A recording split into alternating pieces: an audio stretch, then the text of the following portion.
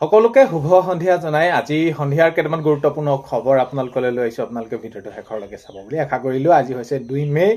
আজি সন্ধিয়াৰ খবৰকেইটা চাই আপোনালোকে শেষত আপোনালোকৰ মন্তব্য কমেণ্টৰ জৰিয়তে জনাবলৈ নাপাহৰিব। আৰু এইখিনিতে আপোনালোকে সদায় কোৱাৰ দৰে নতুনকৈ যিসকল চেনেলটোলৈ আহিছে আপোনালোকে ছাবস্ক্ৰাইব কৰাৰ লগতে কাষতে থকা বেল আইকনটো প্ৰেছ কৰি অল কৰি থ'ব, যাতে নতুন এটা ভিডিঅ' দিয়াৰ লগে লগে আপোনালোকে আগতীয়াকৈ চাবলৈ পায়। ভিডিঅ'টো ভাল পালে লাইক এটা কৰি দিব আৰু শ্বেয়াৰ কৰি দিব বুলি আশা কৰিলোঁ। আৰু লগতে নতুনকৈ হাইপ বুলি এটা অপশ্যন আছে, আপোনালোকে তাতে ক্লিক কৰি দিব বুলি আশা কৰিলোঁ। তো প্ৰথমটো খবৰ হৈছে এইবাৰ শিৱসাগৰ সমষ্টিত আমি জিকিম।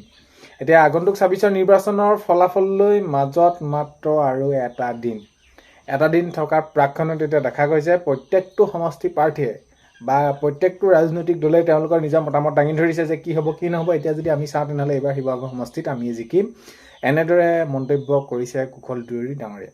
তো ৰাইজে যিহেতু আমাক মৰম দিছে, আমি যিখিনি কাম কৰিছোঁ, আমাৰ চৰকাৰে যিসমূহ কাম কৰিলে সেইখিনি আপোনালোকক আৰু বহলাই কোৱাৰ প্ৰয়োজন নাই। এনেদৰে তেওঁ কৈছে। সেয়া নিবনুৱা যুৱক যুৱতীসকলৰ বাবে হওক, আই মাতৃসকলৰ বাবে হওক, তো বৃদ্ধসকলৰ বাবে হওক, সকলো তেওঁলোকৰ বাবে যিখিনি কাম কৰিলে, যেনেদৰে কাম কৰিছে যোৱা 5 বছৰত আৰু আগন্তুক যি কাম কৰাৰ প্ৰতিশ্ৰুতি দিছে সেইখিনি ৰাইজে দেখিছে। আৰু সেই মৰম আশীৰ্বাদ লৈ এইবাৰ আমি জিকিম শিৱসাগৰ সমষ্টিত, এনেদৰে জনাইছে, মন্তব্য কৰিছে কুশল দুৱৰী ডাঙৰীয়াই। নেক্সট খবৰ হৈছে এক্সিট পোল নিৰ্বাচনৰ ফলাফল নহয়। এক্সিট পোল নিৰ্বাচনৰ ফলাফল নহয়, কেইজনমানৰ মানুহৰ মতামতহে, এনেদৰে মন্তব্য কৰিছে অখিল গগৈ ডাঙৰীয়াই। এতিয়া যিহেতু এক্সিট পোলবিলাকত দেখাই থকা হৈছে যে এইবাৰ বিজেপি চৰকাৰ হ'ব আৰু বিজেপিয়ে চৰকাৰ গঠন কৰিব, হিমন্ত বিশ্ব শৰ্মা ডাঙৰীয়াই মুখ্যমন্ত্ৰী হ'ব। এই যি প্ৰত্যুত্তৰ দিছে অখিল গগৈ ডাঙৰীয়াই, এনেদৰে কৈছে যে এক্সিট পোল হৈছে নিৰ্বাচনৰ ফলাফল নহয়।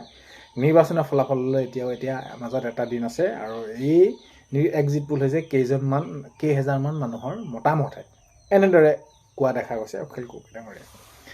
নেক্সট খবৰ হৈছে এইবাৰ কৈছে যে আমাৰে চৰকাৰ হ'ব। অতুল বৰা ডাঙৰীয়াই মন্তব্য কৰিছে। অতুল বৰা ডাঙৰীয়াই কৈছে এতিয়া বোকাখাততো আমাক ৰাইজে মৰম দিছেই, আমি ৰাইজৰ পৰা মৰম পাইছোঁ বোকাখাতত, আৰু ৰাইজে সেইখিনি আঁকোৱালি লৈছে আমাক, আৰু এইবাৰতো আমি বোকাখাতত জয়ী হ'মেই। জয়ী হোৱাৰ উপৰিও এইবাৰ আমাৰেই চৰকাৰ হ'ব আৰু হিমন্ত বিশ্ব শৰ্মা ডাঙৰীয়াই মুখ্যমন্ত্ৰী হ'ব, অতুল বৰা ডাঙৰীয়াই মন্তব্য কৰা দেখা গৈছে। নেক্সট খবৰ হৈছে ভোট গণনাৰ পূৰ্বে গুৱাহাটীত কংগ্ৰেছৰ গুৰুত্বপূৰ্ণ বৈঠক। আজি ভোট গণনা যিহেতু মাজত মাত্ৰ এটা দিন আছে, আৰু ভোট গণনাৰ পূৰ্বে এতিয়া গুৱাহাটীত আজি কংগ্ৰেছৰ গুৰুত্বপূৰ্ণ বৈঠক অনুষ্ঠিত হোৱা দেখা গৈছে। গুৰুত্বপূৰ্ণ বৈঠক আজি অনুষ্ঠিত হয়। এতিয়া 4 মে'লৈ মাত্ৰ মাজত এটা দিন প্ৰাক্ষণ থকা মুহূৰ্তত এতিয়া প্ৰত্যেকটো ৰাজনৈতিক দলে তেওঁলোকৰ নিজৰ মতামত দাঙি ধৰিছে। কোন ক'ত জিকিব, কেনেদৰে চৰকাৰ গঠন কৰিব, কোন মুখ্যমন্ত্ৰী হ'ব, এতিয়া সেইখিনিক লৈ এতিয়া কি কৰা হৈছে আলোচনা চলি আছে। আৰু এতিয়া সকলোৱে অপেক্ষা কৰি আছে, সকলোৱে উৎকণ্ঠাৰে ৰৈ আছে 4 তাৰিখলৈ, অহা সোমবাৰলৈ। এতিয়া কাইলৈ দেওবাৰ, পৰহিলৈ অহা সোমবাৰ, এতিয়া পৰহিলৈ সকলোখিনি ফলাফল ওলাই পৰিব। এতিয়া ৰাইজ কোন পক্ষত আছে, কেনেদৰে আছে, কাৰ হৈ সেইখিনি কাম কৰাটো বিচাৰিছে, এইখিনি আগন্তুক সময়ত গম পোৱা যাব। এতিয়া 10 তাৰিখে অৰুণোদয় দিব নিদিয়ে, এইখিনিক লৈ বহুতখিনি প্ৰশ্ন হৈ আছিলে। 10 তাৰিখে অৰুণোদয় দিব নিদিব, কি হ'ব কি নহ'ব, এইখিনিক লৈ বহুতে মতামত তেওঁলোকে সেইখিনি জনাই আছিলে, দিব নিদিব। এতিয়া আগন্তুক 26ৰ নিৰ্বাচন যিহেতু আহি আছে, নিৰ্বাচনৰ ফলাফল, এতিয়া সেই নিৰ্বাচনৰ ফলাফল হোৱাৰ পিছতহে সকলোখিনি সঠিক গম পোৱা যাব যে অৰুণোদয় অহা 10 তাৰিখে দিয়া হ'বনে নহয়, কি হ'ব, দিবনে নিদিয়ে, কেনেদৰে কি কৰিব। এতিয়া বহুতে কৈছে বৃদ্ধি কৰিব, আৰু যদি বৃদ্ধি কৰে তেতিয়া সেই নিৰ্বাচনৰ ফলাফলৰ পাছতে এইখিনি হ'ব, আৰু সেই সকলোখিনি কথা নিৰ্ভৰ কৰিব আগন্তুক এতিয়া এই 4 তাৰিখৰ যি ফলাফলৰ ওপৰত ভিত্তি কৰিহে এইখিনি ফলাফল ঘোষণা কৰিব। নেক্সট খবৰ হৈছে ৰেচন কাৰ্ড থকাসকলৰ বাবে বহুত বেছি ভাল খবৰ। তো ভাল খবৰ কি, তেওঁলোকে সেইখিনি এইবাৰ বহুতখিনি সুবিধা পাবলৈ গৈ আছে, চৰকাৰী ঘৰটো পাবই। আৰু যিসকলৰ ৰেচন কাৰ্ড নাই তেওঁলোকে ৰেচন কাৰ্ড নোহোৱাসকলে অতি সোনকালে আবেদন কৰি লওক। আবেদন কৰাৰ পাছত আপোনালোকে সুবিধা লাভ কৰিবলৈ সক্ষম হ'ব। যেনে ধৰক আপোনালোকৰ অৰুণোদয় শ্ৰেণী, চৰকাৰী ঘৰৰ বাবে আবেদন, আয়ুষ্মান কাৰ্ড। তো এই এতিয়া আটাইতকৈ গুৰুত্বপূৰ্ণ হৈ পৰিছে যিখন ৰেচন কাৰ্ড কলেজত নামভৰ্তি কৰিব সময়তো সেইখিনি আপোনালোকৰ বহুতখিনি ৰেহাই পায়। তো ৰেচন কাৰ্ড যদি আপোনালোকে নাই, অতি সোনকালে আবেদন কৰি লওক, আৰু যদি ৰেচন কাৰ্ড আছে তেনেহ'লে আপোনালোকৰ বাবে বহুত বেছি ভাল খবৰ। আগন্তুক সময়ত বহুতখিনি সুবিধা আপোনালোকে পাবলৈ গৈ আছে। নেক্সট খবৰ হৈছে গৌৰৱ গগৈক সভাপতি দিয়াৰ কাৰণে গণতন্ত্ৰ শক্তিশালী হৈছে, কৰিমুদ্দিন বৰভূঞাই তেনেদৰে তেওঁ মন্তব্য কৰিছে। নেক্সট খবৰ হৈছে দেশজুৰি বৃদ্ধি পালে বাণিজ্যিক ৰন্ধন গেছৰ চিলিণ্ডাৰ মূল্য। এতিয়া দেখা গৈছে যি চিলিণ্ডাৰৰ মূল্য এতিয়া বৃদ্ধি হোৱা দেখা গৈছে। তো দেশজুৰি বৃদ্ধি পালে বাণিজ্যিক ৰন্ধন গেছৰ চিলিণ্ডাৰৰ মূল্য। নেক্সট খবৰ হৈছে নতুন চৰকাৰ অহাৰ লগে লগে চাকৰি পাব, আৰু এইখিনি ক্ষেত্ৰত মাননীয় মুখ্যমন্ত্ৰী মহোদয়ে জনাইছে যে আগন্তুক সময়ত শিক্ষা বিভাগৰ পৰা আৰম্ভ কৰি প্ৰত্যেকটো বিভাগতে বহুতখিনি ভালমানখিনি নিযুক্তি দিয়া ব্যৱস্থা গ্ৰহণ কৰা হ'ব আৰু আমি দিবলৈ সেইখিনি চেষ্টা কৰিম আৰু এনেদৰে সেইখিনি জনাইছিলে মাননীয় মুখ্যমন্ত্ৰী মহোদয় আৰু এতিয়া ফলাফল দিবলৈ মাজত মাত্ৰ আৰু কেইটামান দিন আৰু মানে এটা দিন মাজত আৰু তাৰপিছতে সেই সকলোখিনি নিযুক্তি প্ৰক্ৰিয়া আৰম্ভ হ'ব। নেক্সট খবৰ হৈছে পৱন খেৰাই জামিনহে পাইছে। জামিন পাওঁতে এইখিনি বহুত বেছি আনন্দ কৰাৰ কোনো প্ৰয়োজন নাই। মানে অৰ্থাৎ কি জামিন পাইছে আৰু জামিন মানে অলপ হ'লে মানে কি হয় সকাহে পাইছে। পবিত্ৰ মাঘেদিয়া এনেদৰে মন্তব্য কৰিছে। তো জামিন পাওঁতে বহুত বেছি আনন্দ হ'ব নালাগে এইখিনি ক্ষেত্ৰত তেওঁ মন্তব্য কৰিছে। যিহেতু এতিয়া ৰিণিকী ভূঞা শৰ্মাই তেওঁ সেইখিনি গোচৰ তৰিছিলে, যি যেনেদৰে তেওঁৰ ওপৰত সেইখিনি মন্তব্য আনিছিলে, অভিযোগ আনিছিলে, এইখিনি ক্ষেত্ৰত তেওঁক এতিয়া পৱন খেৰাই যি অগ্ৰিম জামিন সেইখিনি মঞ্জুৰ হ'ল আৰু এইখিনি ক্ষেত্ৰতে তেওঁলোকৰ যি আনন্দ বা এই কথাটোক লৈ পৱন খেৰাই জামিনহে পাইছে, তাত বহুত বেছি আনন্দ কৰিব লগা নাই। জামিন মানে হৈছে অলপ সকাহ। তো পবিত্ৰ মাঘেদিয়াই তেনেদৰে মন্তব্য কৰিছে।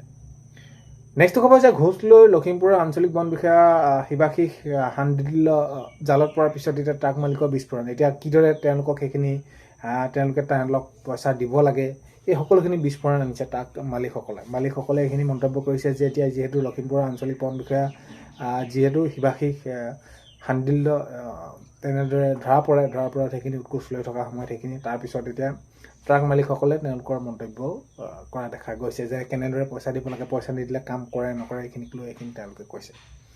নেক্সট ক'ব যে এইবাৰ আমাৰ এই চৰকাৰ হ'ব। লুৰিণজ্যোতি গগৈ ডাঙৰীয়াই মন্তব্য কৰিছে যিহেতু আজি গুৱাহাটীত কংগ্ৰেছৰ পৰ্যালোচনা বৈঠক আৰম্ভ হয়, সেইখিনি শুভাৰম্ভ হৈ যায়, সেইখিনি অনুষ্ঠিত হৈ যায় আৰু সকলো দল থাকে, ৰাইজৰ দলৰ ফালৰ পৰা থাকে, জাতীয় পৰিষদৰ তৰফৰ পৰা সেইখিনি উপস্থিত থাকে আৰু এতিয়া তাত কোৱা গৈছে দেখা গৈছে যে এইবাৰ আমাৰ চৰকাৰে হ'ব। লুৰিণজ্যোতি গগৈ ডাঙৰীয়াই মন্তব্য কৰিছে আৰু বিজেপি বহুত বেছি বেয়াকৈ হাৰিব।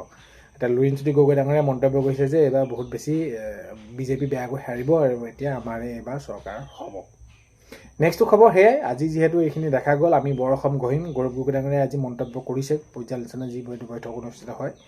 আজি আমি সেইখিনি সিদ্ধান্ত গ্ৰহণ কৰিছোঁ বা আমাক ৰাইজে যি মৰম দিছে সেইখিনি আমি দেখিছোঁ। আমি সেইখিনি ওপৰত ভিত্তি কৰি কৈছোঁ যে আমি এইবাৰ বৰ অসম গঢ়িম আৰু ৰাইজে আমাক সেইটো সুবিধা দিছে।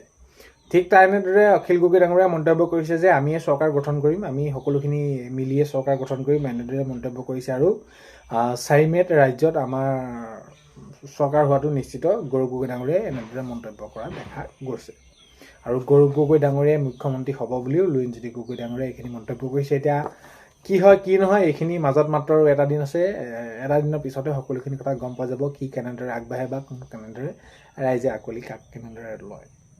এতিয়া নেক্সট খবৰ যদি আমি চাওঁ তেনেহ'লে প্ৰত্যেকটো দলে তেওঁলোকৰ নিজৰ মতামত আগবঢ়াইছে। তৃতীয়বাৰৰ বাবে অসমত হ'ব বিজেপি চৰকাৰ। বিজয় গুপ্তা ডাঙৰীয়াই মন্তব্য কৰিছে। বিজয় গুপ্তাই কৈছে যে তৃতীয়বাৰৰ বাবে অসমত হ'ব বিজেপি চৰকাৰ, এনেদৰে মন্তব্য কৰিছে।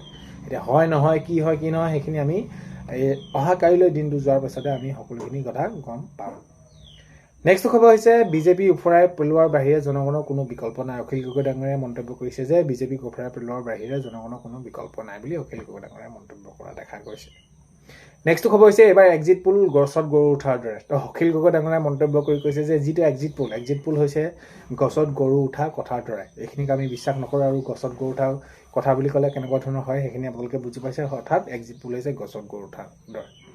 নেক্সট খবৰ হৈছে আমি এক্সিট পোলক বিশ্বাস নকৰোঁ। দেৱব্ৰত শইকীয়া ডাঙৰীয়াই মন্তব্য কৰিছে যে এই এক্সিট পোলক আমি বিশ্বাস নকৰোঁ আৰু ৰাইজে আমাক যিদৰে মৰম দিছে আৰু যিদৰে আমাক আঁকোৱালি লৈছে সেইখিনিত আমি দৃঢ় বিশ্বাস যে আমাৰ এইবাৰ জয় হ'ব, আমি চৰকাৰ গঠন কৰিম, দেৱব্ৰত শইকীয়া ডাঙৰীয়াই মন্তব্য কৰিছে।